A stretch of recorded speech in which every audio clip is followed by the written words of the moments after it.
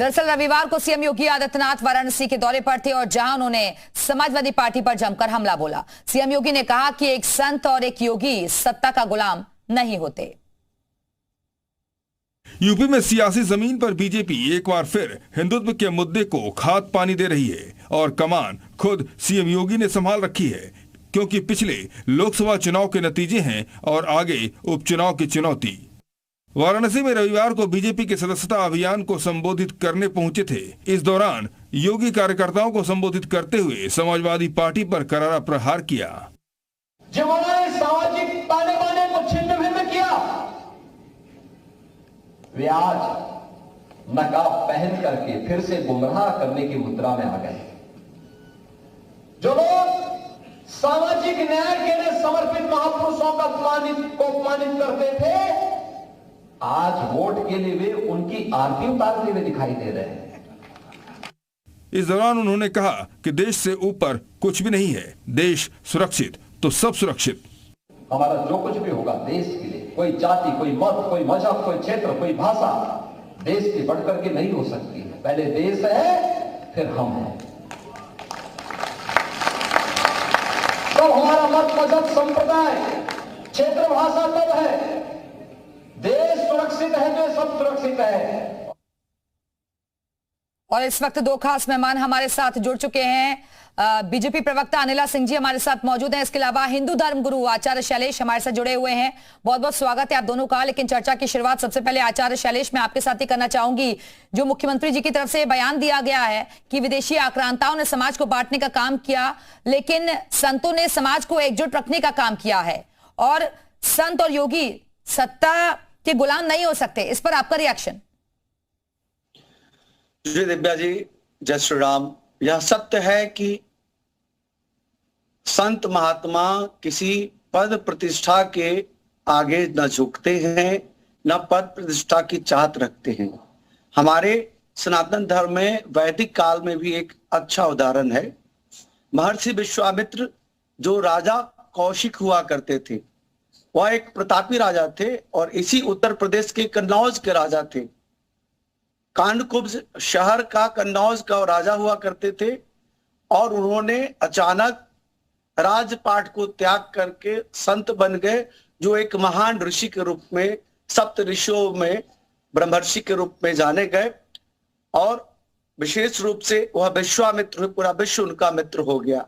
तो ठीक उसी प्रकार राजा चाहे तो वह कभी भी संतति को प्राप्त कर सकता है और संत चाहे तो कभी भी राज शक्ति को प्राप्त कर सकता है। भारत में बहुत सारे आतताई आए, बहुत सारे आतताइयों ने देश को लूटने की कोशिश की, गुलाम करने की कोशिश की। उसमें बहुत सारे संत ने राजा की भूमिका निभा करके उन लोगों को मारा, भगाया और हमारे भारत के बहुत सारे नागा साधुओं ने भी इस देश को गुलाम होने से बचाने के लिए, बाद में तो तोप और हथगोले बहुत सारे हथियार आए जिसके कारण, और अलग अलग राज्यों में राजाओं के बीच एकता नहीं होने के कारण देश बिखरा और बाद में देश हमारा गुलाम हुआ। लेकिन इस देश की गुलामी से बचाने के लिए साधु संतों ने बहुत काम किया है और देश को आजाद करने के लिए भी साधु संतों ने बहुत काम किया है। नागा साधुओं ने लड़ा है, मुस्लिम आक्रांताओं से लड़ा है। तो मैं यह मानता हूं कि एक राजा संत हो सकता है और एक संत राजा हो सकता है। योगी जी एक संत हैं। संत एक ऐसे संत हैं जो एक बहुत बड़े मठ के संत हैं, गुरु गोरखनाथ पीठ के। उनके पास किसी चीज की जरूरत नहीं, किसी चीज की कमी नहीं है, लेकिन वह एक संत की तरह सत्ता को संभाल रहे हैं और सबके लिए सोच रहे हैं। तो यह राज्य का सौभाग्य है कि एक संत को एक राजा के रूप में, एक मुख्यमंत्री के रूप में। आचार्य शैलेश आप बनी रहेगा, वापस आऊंगी आपके पास। अनिला सिंह जी भी हमारे से जुड़ी। अनिला जी, क्योंकि ये बयान दिया गया उसके बाद अलग अलग रिएक्शंस भी सामने आ रहे हैं। विपक्ष ये कह रहा है कि एक बार फिर से आप लोगों ने धर्म की राजनीति करना शुरू कर दिया क्योंकि चुनाव नजदीक है, उपचुनाव आ रहे हैं। मेरी सबको राम राम। देखिए ऐसा है, विपक्ष जो है वो किसी भी प्रकार का प्रहार करे हमारे हिंदू पे, हमारे हिंदुत्व पे, हमारे साधु पे, हमारे संत पर, एक योगी एक महंत, एक संत जो उत्तर प्रदेश का नेतृत्व कर रहे हैं उनके ऊपर करे, आपको लगता है कि योगी आदित्यनाथ जी पे कोई असर होने वाला है? क्योंकि जो सधा हुआ होता है वही तो साधु है। तो आप अगर ये सोच रहे हैं कि कोई भी उल्टी सीधी बयानबाजी करके हिंदू मुसलमान कह के कि अरे अरे ये भगवाधारी जो है हिंदू मुसलमान कह रहे हैं और अपनी ही महिमा मंडन कर रहे हैं कि भाई साधु के पास कुछ नहीं होता खोने के लिए, वाकई में कुछ नहीं होता भाई। वो तो सब कुछ त्याग कर अपनी साधना में लगा हुआ है। शायद साधना का अर्थ भी ये लोग नहीं जानते हैं। मुझे लगता है कि थोड़ा सा अपना ज्ञान बढ़ाएं, भारतीय संस्कृति, भारतीय धर्म, भारतीय सनातन पंथ के विषय में, तो इन्हें पता चलेगा कि साधना का अर्थ क्या होता है, साधना से साधु कैसे बनते हैं। तो इस प्रकार की भाषा का प्रयोग नहीं करेंगे। परंतु मैं ये कहती हूं कि योगी आदित्यनाथ जी जो एक महंत हैं, एक संत हैं, एक साधु हैं, उन्होंने किस प्रकार से पूरे उत्तर प्रदेश को साधा है। आज उत्तर प्रदेश उनके पीछे ऐसे ही नहीं खड़ा हुआ है, उन्होंने करके दिखाया है। आप बात करते हैं, वो काम करके दिखाते हैं और उनके पास हर प्रकार की शक्ति है। ये वो धरा है। मैं अपने भारत की अगर बात करती हूँ, ठीक है, समाजवादी तो ये वो पार्टी धरा है। ठीक है अनिला जी, समाजवादी पार्टी से मनीष सिंह जी भी हमारे से जुड़ गए हैं। मनीष जी, अभी सुना आपने अनिला जी को, संत साधु तो त्याग तपस्या करते हैं, उन्हें सत्ता का मोह लालच नहीं होता। जी, भारतीय जनता पार्टी के लोग जब धर्म पर बोलते हैं, जब आस्थाओं की बात करते हैं, जब देश की एकता, अखंडता और सुचिता पर बात करते हैं, तो देश के युवाओं को अब भारतीय जनता पार्टी के नेताओं के इन बयानों पर हंसी आती है। योगी आदित्यनाथ जी ने कहा है कि संत कभी सत्ता का लालची नहीं होता है। योगी आदित्यनाथ ने संत परंपरा को कलंकित किया है। हमारे देश में सभी धर्मों में, चाहे हिंदू धर्म हो, मुस्लिम धर्म हो, सिख धर्म हो, ईसाई धर्म हो या कोई भी धर्म हो, सभी धर्मों में सूफी संत महात्माओं का बड़ा आदर किया गया है और बड़ा स्थान रखा गया है। और हम लोग तो आस्थाओं के देश में रहते हैं, जहां पर लोगों की हम लोग इज्जत करते हैं, पूजा करते हैं, उनको एक ईश्वर के रूप में उनका हम आदर करते हैं। लेकिन योगी आदित्यनाथ, जिन्होंने प्रभु श्री राम जी के नाम पर कभी वोट मांगा, योगी आदित्यनाथ कभी बजरंग बली जी के नाम पर वोट मांगा, और इस बात का दुर्भाग्य देखिए कि अब तो माताओं के इस 2024 के लोकसभा के चुनाव में मंगलसूत्र को भी नहीं छोड़ा गया।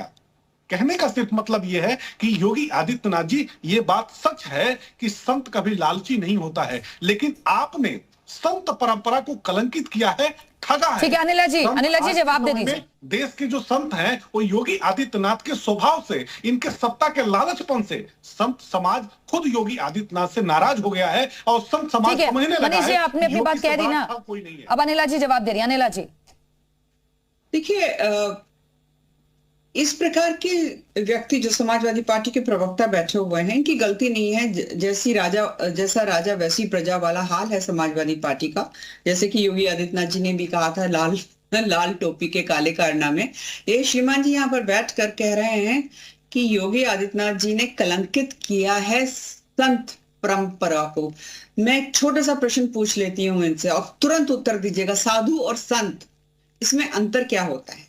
साधु, संत, ऋषि, महंत, इनमें अंतर क्या होता है? छोड़िए, केवल साधु और संत का अंतर बता दीजिए, इनकी परिभाषा बता दीजिए। अब महाज्ञानी बैठे हुए हैं ना, वो तो कलंकित कर रहे हैं। महाराज जी को तो आपने कह दिया कि वो तो एक कलंक है, पर आप बहुत ज्ञानी पार्टी के आप प्रवक्ता बैठे, बताइए साधु और संत में अंतर क्या होता है? अनिला जी, बहुत अच्छा आपने, और बहुत अपनी विद्वता और बुद्धिमता से आपने बहुत माकूल सवाल पूछा है। हम लोग राजनीतिक कार्यकर्ता हैं, हम लोग धार्मिक कार्यकर्ता नहीं हैं, और धर्म का अलंबरदार बनकर। सुनिए अनिला जी, अब आपने सवाल पूछा है तो आपके सवाल का मैं जवाब दूंगा। संत क्या कहते हैं, किसे कहते हैं, और साधु किसे कहते हैं, इसका आपने डिफाइन करके पूछा है कि इसका अंतर हम सिर्फ इतना बताएं। हम सिर्फ इतना जानते हैं कि हम जिन संतों के बारे में सुनते आए हैं, जिन साधुओं के बारे में सुनते आए हैं, जिन महापुरुषों के बारे में सुनते आए हैं, जिनके बारे में हम लोगों ने आस्थाओं का एक बहुत बड़ा एक वर्ग खड़ा किया है हमारे देश में, जिनको हमने बहुत इज्जत और मान सम्मान दिया है, उस श्रेणी से योगी आदित्यनाथ नहीं आते हैं। ना तो ये संत की श्रेणी में आते हैं, न साधु की श्रेणी में आते हैं। इनकी परंपरा को आप भी जानती हैं, मैं भी जानता हूं कि 2017 में योगी आदित्यनाथ जी प्रचार समिति के उत्तर प्रदेश में सदस्य भी नहीं थे। उस योगी आदित्यनाथ को एक संत मान करके, एक साधु मान करके, एक सन्यासी मान करके जिस तरह से आरएसएस ने भारतीय जनता पार्टी अनिल जी जल्दी से एक छोटा सा रिएक्शन बनाया, उस व्यक्ति ने उस परंपरा का निर्वाह नहीं किया और आज उस परंपरा की वजह से उस बड़े एक समुदाय का, बड़े एक समाज का, बड़े एक समूह का जो संत, साधु और सन्यासियों का समूह है, उनको योगी आदित्यनाथ जी ने अपने भ्रष्टाचार से, अपने बड़बोलेपन से, अपने घमंड और अहंकार से चूर किया है और नुकसान पहुंचाया है। मुझे मालूम था कि इनको अंतर नहीं पता होगा और अंतर नहीं पता है, इसीलिए इन्होंने अपने खोखले शब्दों के सामने यहाँ पर दुनिया भर की बातें कर दी हैं। इन्हें साधु और संत में अंतर नहीं पता। आपका होमवर्क है, जाके पढ़ाई करिएगा कि साधु और संत में अंतर क्या होता है, फिर यहाँ आकर बताइएगा कि कौन कलंक। अरे आप चुप रहिए ना। यहाँ मैं कुरान के बारे में नहीं बात कर रही हूँ, मैं साधु और संत के बारे में बात कर रही हूँ। तो हो सकता है कुरान का ज्ञान आपको ज्यादा हो तो तब उस वक्त आप उत्तर दे दीजिएगा, परंतु ये समझ में आता है सनातन परंपरा के विषय में आप बिल्कुल भी नहीं जानते हैं। ये वो धरा है, भारत वो धरा है जहाँ शस्त्र शास्त्र सबका ज्ञान होता है। एक भगवा साधु संत जिसको भी कहे। परशुराम जी की मूर्ति आपने बनवाई थी ना, वो क्या थे भाई? वो क्या थे? उनके हाथ में क्या था जो आपकी मूर्ति से टूट कर गिर गया था? क्या था? याद है ना आपको? है ना? आप योगी आदित्यनाथ जी को चलिए बहुत बहुत शुक्रिया आप तीनों का हमारे से जुड़ने के लिए। वक्त की कमी है इसलिए यहीं पर रोकना होगा। बहुत बहुत शुक्रिया आप सभी का हमारे से जुड़ने के लिए। तो आपको बता दें कि मुख्यमंत्री की तरफ से बयान सामने आया जिसको लेकर अब राजनीति भी नजर आ रही है। इसी खबर के साथ इस बुलेटिन